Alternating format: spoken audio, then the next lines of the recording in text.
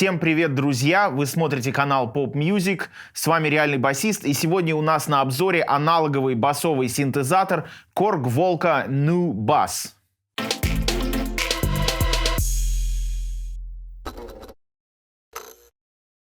Самой главной фишкой этого синтезатора является то, что он построен на основе вакуумной лампы. Как известно, вакуумные лампы давно используются в музыкальной технике, например, в гитарных усилителях. Ну и теперь здесь, в аналоговом синтезаторе, тоже у нас есть вакуумная лампа.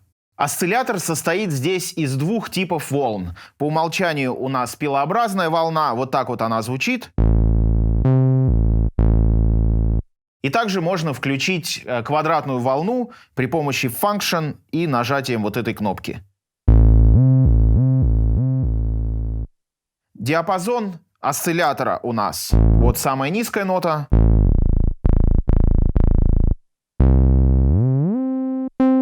И вот самая высокая. По моим ощущениям, где-то около 4 октав. При помощи вот этой ручки Pitch можно изменять октавы. Можно изменять плавно.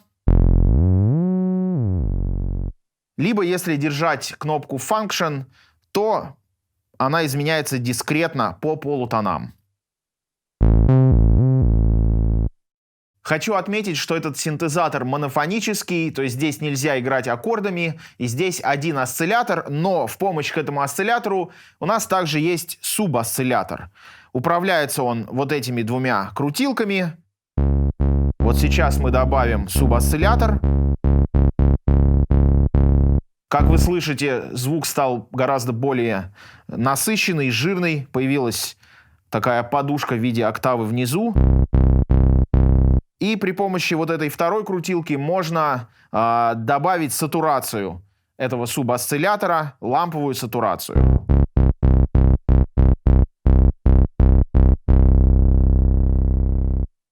Также из органов управления осциллятором в этой вот секции справа у нас находится крутилка, которая называется тон, которая добавляет немножечко верхов. И еще одна крутилка, которая называется драйв. И она, соответственно, добавляет ламповой сатурации самому осциллятору.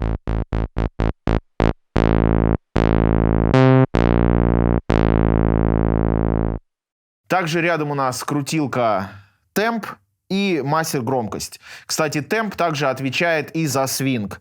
Если мы нажимаем кнопку Function и крутим эту ручку, то мы регулируем свинг. Давайте послушаем сейчас, как это работает.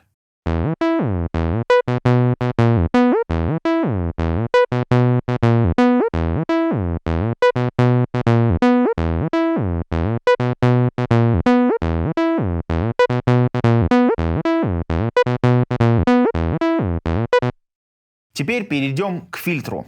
Вот эта вот большая крутилка у нас регулирует кат-офф или частоту среза.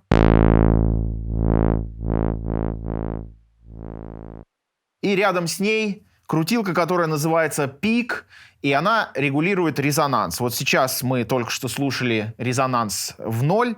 Теперь давайте добавим его на 50% и послушаем.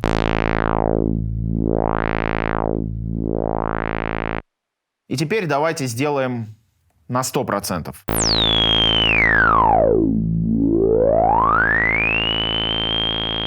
Как вы видите, резонанс уже на уровне самоосцилляции и дает нам в целом такой очень классный кислотный басовый звук. А теперь поговорим про огибающие. К сожалению, контроля амплитудной огибающей у нас здесь нету, но зато есть огибающая фильтра. Огибающая фильтра у нас состоит из двух параметров. Это атака и дикей. Вот это вот у нас крутилка регулирует атаку, вот это дикей. И, собственно, интенсивность воздействия огибающей на фильтр у нас регулируется вот этой вот ручкой. Давайте сейчас это послушаем. Сейчас добавил интенсивности, все на нуле, поэтому так небольшой такой щелчок. Добавил дикея. Вот побольше, длинный дикей.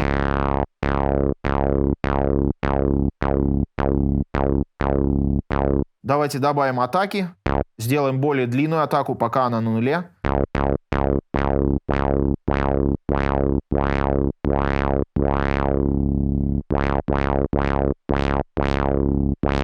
чуть-чуть больше интенсивности. Давайте послушаем это на какой-нибудь секвенции.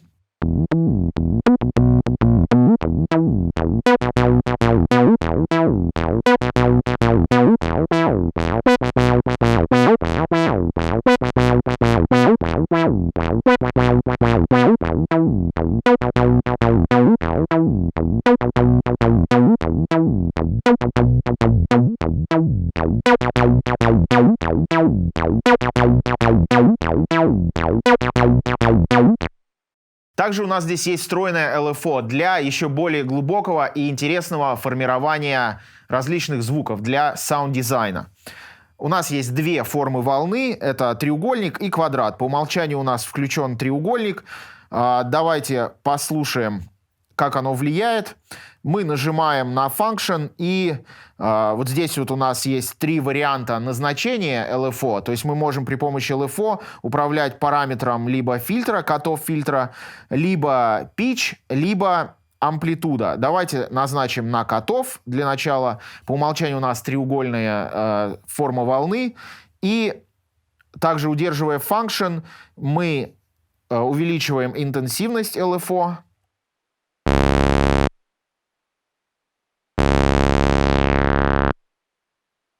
И, удерживая Function и вот этой ручкой, мы меняем скорость. Давайте добавим немножечко скорость. Слишком много. Чуть меньше интенсивности.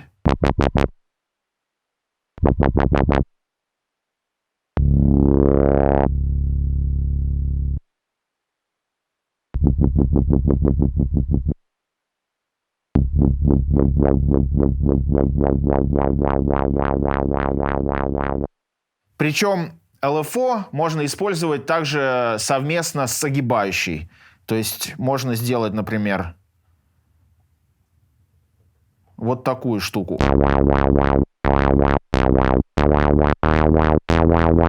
То есть сначала у нас срабатывает огибающая фильтра, и затем уже фильтр открывается под воздействием LFO. А теперь давайте назначим LFO на управление питчом, то есть высотой тона. Нажимаем Function и вот эту вот кнопку номер 4. И, собственно говоря, должно уже заработать. Давайте уменьшим интенсивность, чтобы у нас вибрато было такое более музыкальное.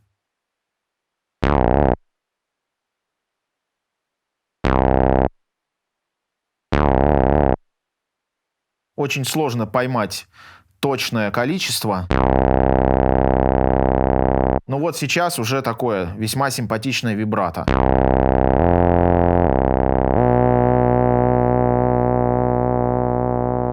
И давайте теперь попробуем назначить LFO на амплитуду.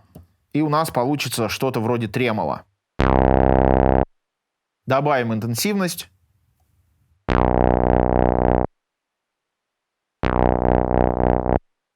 Чуть-чуть меньше скорость.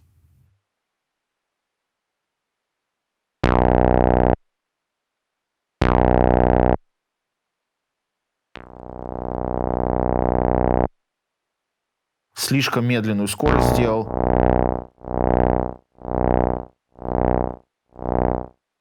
Ну вот, у нас получилось тремоло. А теперь можно переключить LFO на квадратную форму волны, и между уровнями, между нулем и как бы единицей, то есть между открытым и закрытым положением, будет переключаться мгновенно, и получится такая более рваная картина. Можно чуть-чуть добавить скорость. Диапазон скорости LFO у нас очень большой. LFO может уйти в звуковой диапазон. Давайте вот послушаем. Сейчас чуть больше.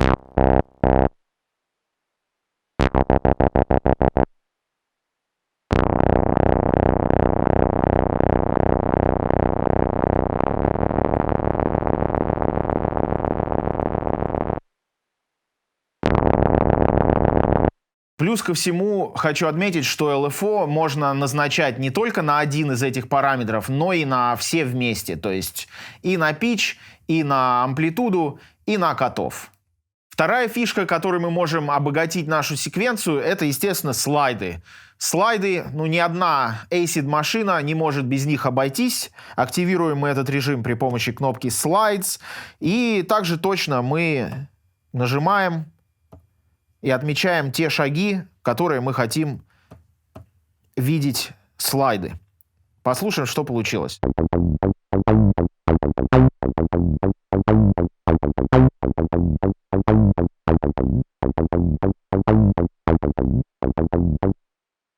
И третья фишка называется Transpose. Активируется она соответствующей кнопкой. Она поднимает ноты на октаву выше, либо на 2 октавы выше. Также мы отмечаем какие-то шаги, какие хотим. И здесь тоже у нас 2 режима, такой и мигающий режим. Мигающий режим поднимает на 2 октавы выше.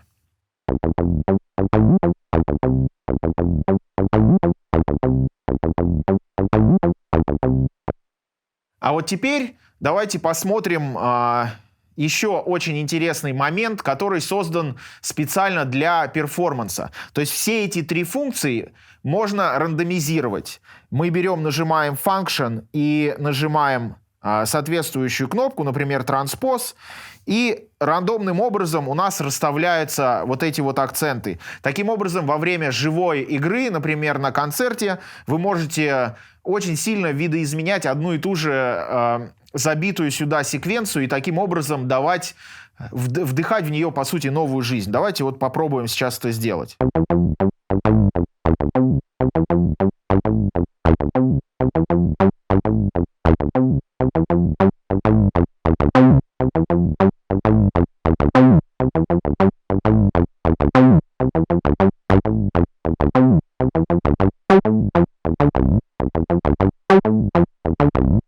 Также здесь есть очень удобная функция, если опять-таки во время живого выступления нам нужно быстро избавиться от акцентов, слайдов и транспозиций, мы можем нажать Function и одну вот из этих кнопок, соответствующие данной функции, то есть очистить транспозиции, очистить акценты, очистить слайды, либо одновременно Clear All, то есть очистить все. И тогда у вас секвенция снова перейдет в первозданный девственный вид. Еще одна очень классная функция, которая у нас здесь есть, это Motion Recording. Это значит, что во время, опять-таки, живого исполнения секвенций вы можете различные параметры прямо записывать именно в процессе их изменения. К этим параметрам относятся параметры фильтра, то есть катов и резонанс, также параметры огибающий, параметры субосциллятора и pitch. Давайте попробуем это сделать. Для активации мы нажимаем Function и 10. Здесь, кстати, все подписано. Очень, на самом деле, легко ориентироваться. Особо даже не обязательно читать мануал. И теперь мы запускаем секвенцию и нажимаем Рекорд.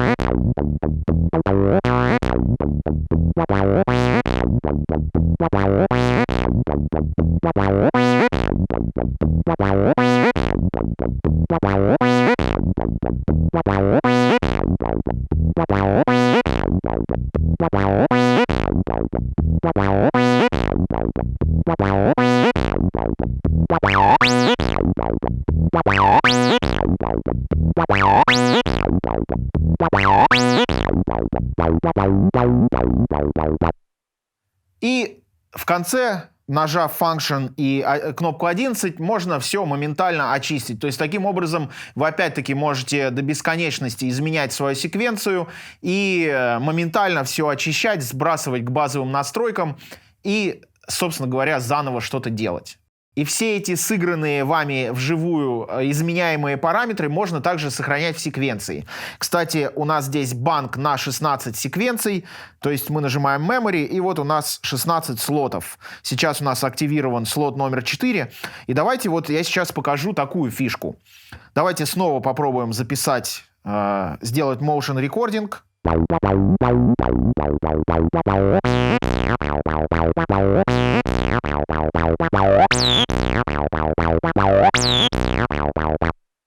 Теперь мы сохраняем эту секвенцию. Мы пишем, нажимаем Function и Memory.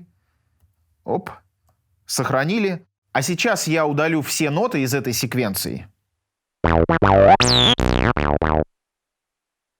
Вот она у нас играет. И теперь, если я нажму на какую-то ноту, изменяемые параметры будут влиять на эту самую ноту.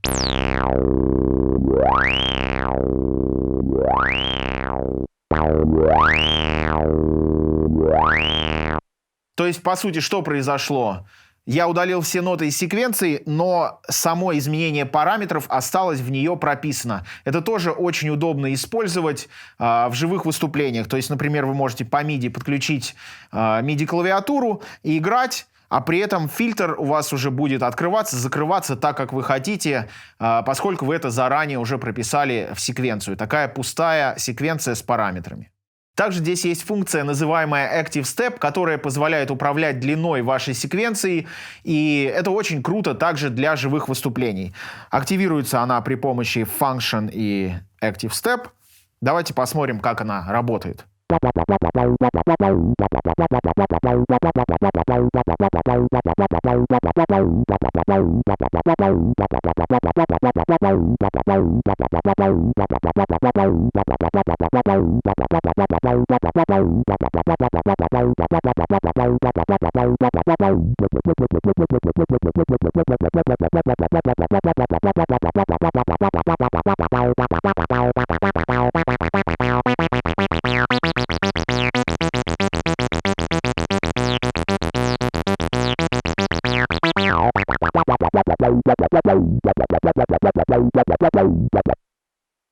То есть вы включаете и выключаете простым прикосновением пальца те ступени, которые вам нужны.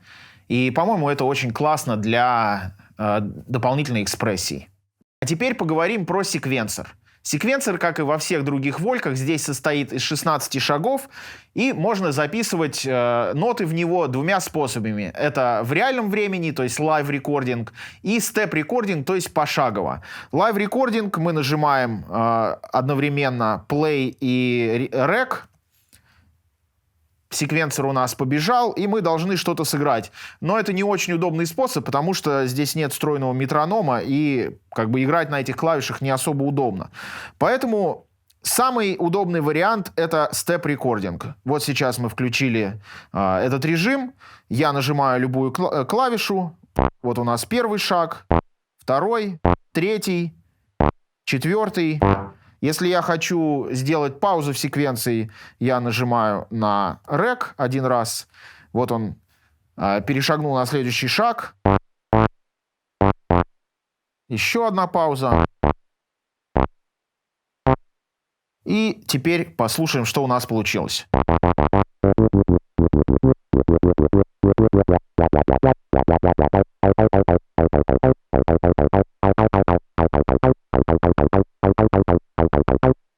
Для того, чтобы улучшить и обогатить нашу секвенцию, у нас здесь есть целых 3 фишки. Первая из них — это акцент. Активируем ее, нажимая вот эту кнопку. И теперь, исходя из того шага, на котором мы хотим поставить акцент, мы просто нажимаем на эти клавиши. Ну вот, например, у нас вот 4, 8 и 12 шаг теперь сакцентированы. Причем акценты у нас есть 2 типов. Первый — это вот то, что я сейчас сделал. И второй, если мы нажимаем и удерживаем, этот шаг начинает мигать. И мигающий акцент у нас более громкий, не мигающий акцент у нас чуть-чуть менее громкий. И регулировать громкостью акцента мы можем при помощи вот этой вот ручки «Акцент». Давайте послушаем, что у нас получилось.